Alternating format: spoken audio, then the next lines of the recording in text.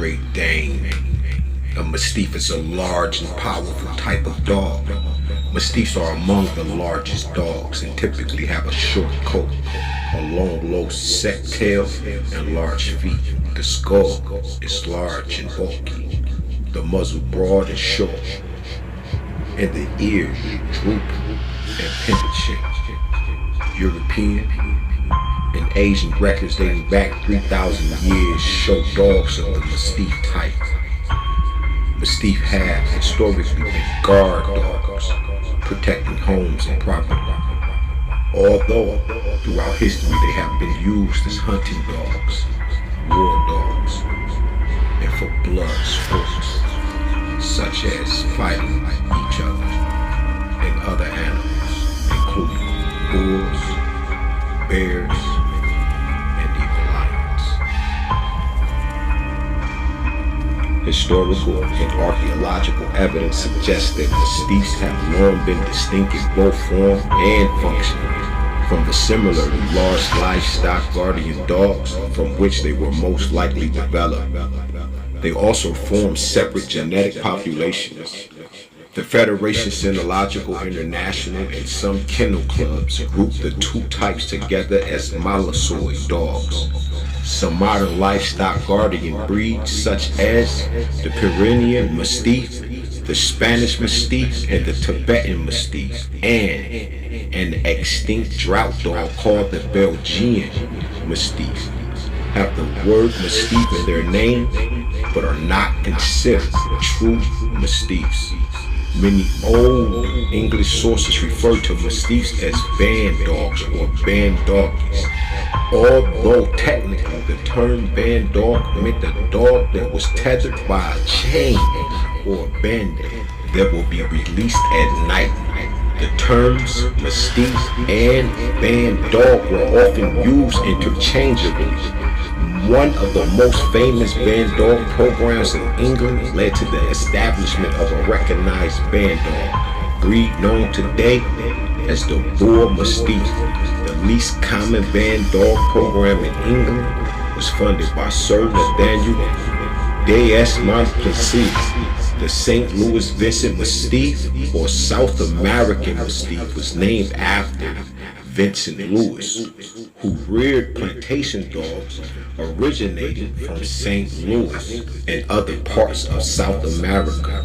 This rare breed is the most expensive Mastiff type dog amongst the band dog breeds.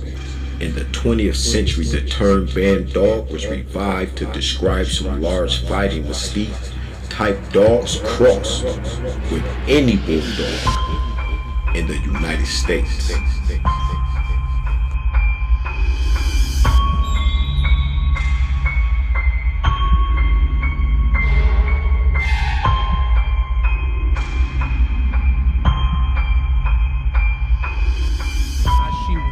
U.S. Senate seat from the state, becoming the first Indian American to reach the feat. 51-year-old Harris, who defeated her fellow Democrat Loretta Sanchez, has also become the sixth black individual to be elected in the U.S. Senate. U.S. President Barack Obama was the fifth black individual to be elected as a senator. Now, Kamala is the first black woman elected in the upper chamber in more than 2 decades. Her mother, Shamla Gopalan, came to the US from Chennai to study.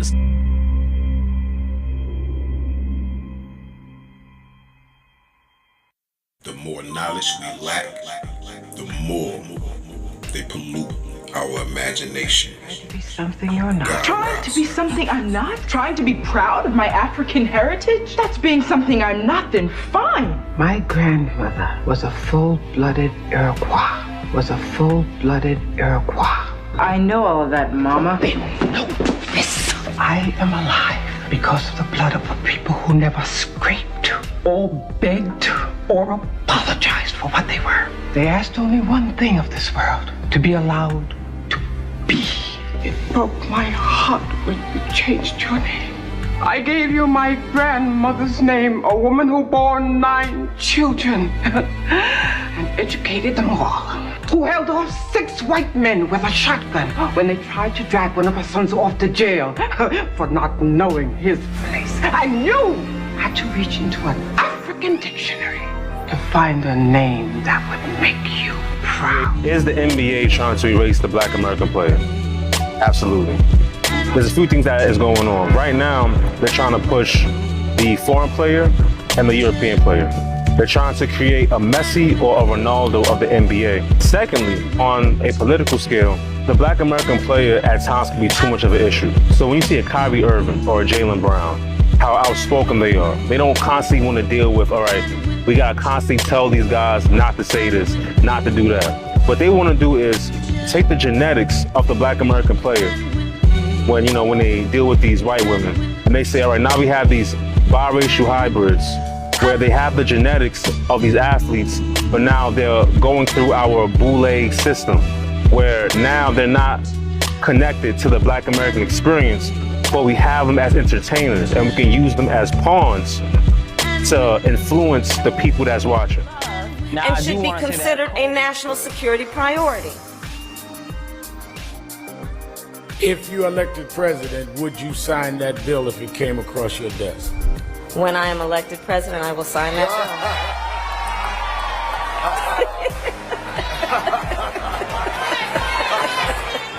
bill. They call that turn the beat around. Senator Kamala Harris, thank you.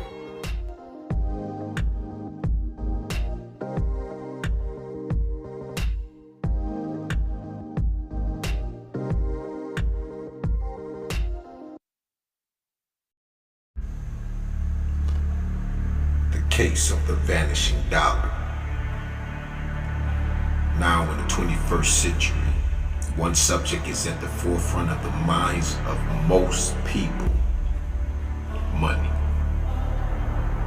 As personal fears about inflation, unemployment, and rising taxes continue to grow throughout the nation, many express a grave uncertainty regarding the future well-being of the United States as a nation.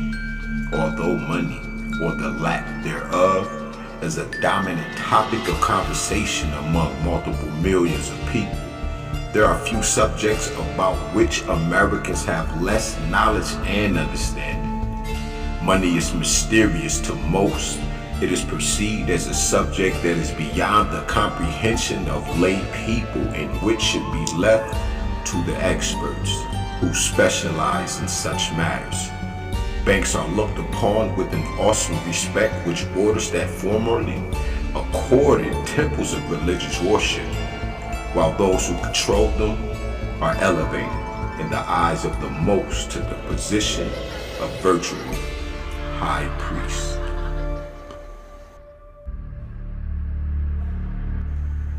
Decrees handed down from lofty elevations by these high priests of finance determine the economic climate of the nation.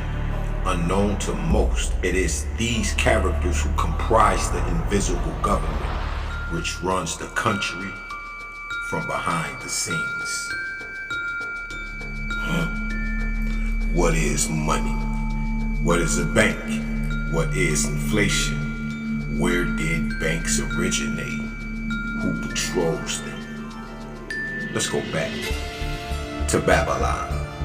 To answer these questions, we must trace the story of money and banking back to earliest times, as is true with so many facets of our highly tutored modern society. The story begins in Babylon. Itself lists some challenges the dollar is facing. Let's read right from the source, right from the Fed website. Sanctions imposed by the United States and its allies on Russia following the invasion of Ukraine may make the dollar less attractive as a reserve currency. Yes, that's right. The euro could become more attractive as a reserve currency in the future. And they also point out another source of challenges to the US dollar's dominance could be the continued rapid growth of China, which is by far the world's largest exporter. Though it lags behind the United States by value of imports, Chinese GDP already exceeds US GDP on purchasing power parity basis and may exceed US GDP in nominal terms in the 2030s.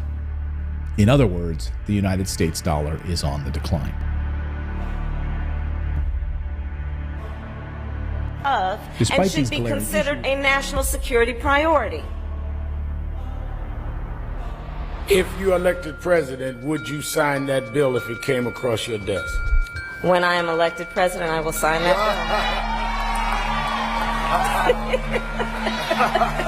Politicians like to affirm that the dollar's position as a global currency Senator is Kamala strong, Harris, but clearly thank you. there's been a slow burn happening behind the scenes for decades. Bit by bit, other countries are trying to establish independence and chip away at the dollar's role as the most prevalent reserve currency. You big dummy.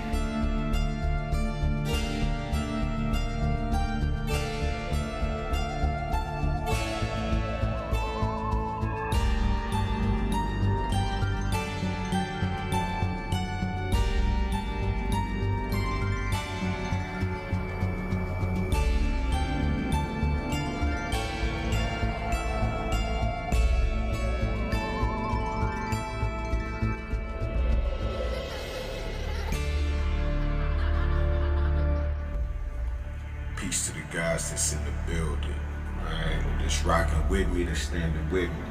Shout out to all my brothers and sisters, right? Love is thick in the blood and water. So let's get this visual from God's eye view. Let's finish. As high priest kings ruled at that time, money was closely tied to religion and the manipulation and control of mankind. It happened something like this. In earliest times, the economy was purely agricultural. Under such an arrangement, barter was a sufficient means of exchange. However, when men organized themselves into cities under direction of Nimrod and began to trade among themselves, the grave shortcomings of the barter system became evident.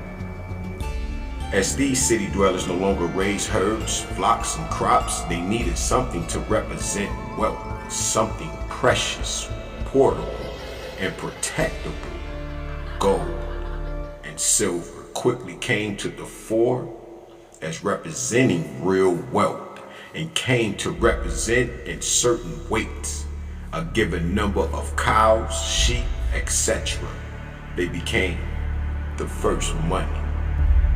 As cities expanded and people's hordes of wealth, gold and silver multiplied. Protecting it became a problem. Many houses came to have secret vaults or chambers in which the master's money was stored. Others hid their gold and silver in holes in the ground or even in hidden compartments in trees. When we check the meaning of the word bank in a dictionary, we find that among the definitions listed are a mound or a pile of earth and to cover. Webster's New Collegiate Dictionary uses the example of covering, banking, a fire, so as to hold it in an inactive state. When we want to start the fire in the morning, we remove the covering, make a withdrawal from our fire bank. In effect, these secret hiding places were banks. They covered up the owner's wealth and held it in an inactive state. As time went by, many realized that these private banks didn't represent the type of security that was really needed. Something much more secure, reliable was needed to protect the wealth of the people. The answer to the citizens' predicament came from Baal Nimrod, the mighty hunter, an individual who was worshipped to an amazing extent that Nimrod was instrumental in organizing the people into cities in order to save them from the ravages of wild animals. He became a renowned name.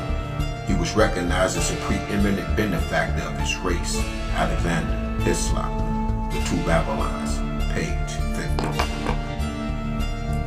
Taking advantage of his high popularity, Nimrod set himself up as king and proceeded to eliminate most of the freedoms and liberties previously enjoyed by the people. In the process, he was also able to persuade most of the population that this was their own good.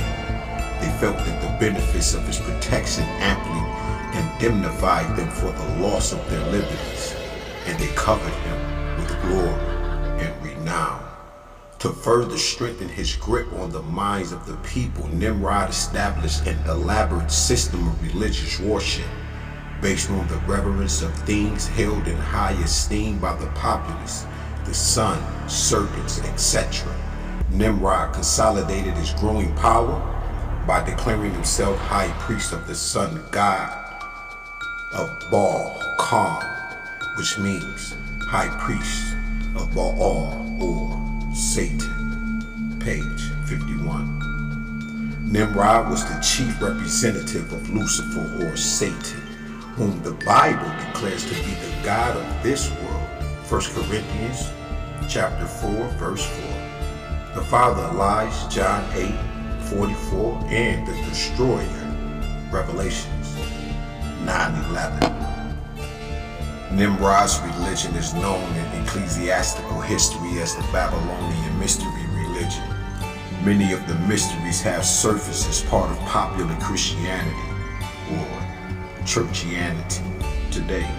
Fourth Wretch of the Rich, pages 29 through 40. While claiming to free the minds of men from superstitions and fear, Nimrod, in reality, led the people down the promised path to total enslavement and abject misery.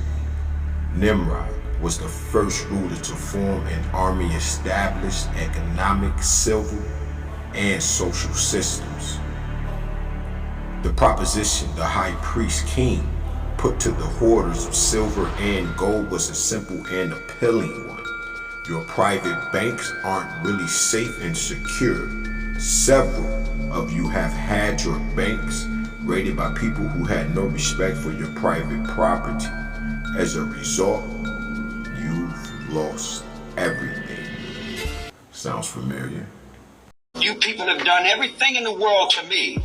Doesn't that give me equal right? I can do anything I want to you people at any time I want to, because that's what you've done to me.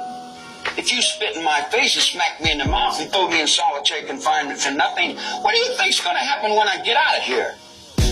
You know, if I wanted to kill somebody, I'd take this book and beat you to death with it, and I wouldn't feel a thing. It'd be just like walking to the drugstore. And you need to break a law. Once you don't break the law, I'm in God's will. And do you feel guilty? Do you feel guilty for the thousands and millions of Indians that you destroyed? Do you feel guilty for the gas chambers where you've killed the Jews? Do you feel that you got jet airplanes going 6,000 miles an hour and you're reading books that were written on the back of horses? Why don't you tell the public what's really going on? Why don't you tell them the water's so bad the fish can't live in it? Why don't you tell them that the polar caps are melting because you're creating so much heat with this machine? You see, if I started murdering people, there'd be none of you left. My children are coming. You never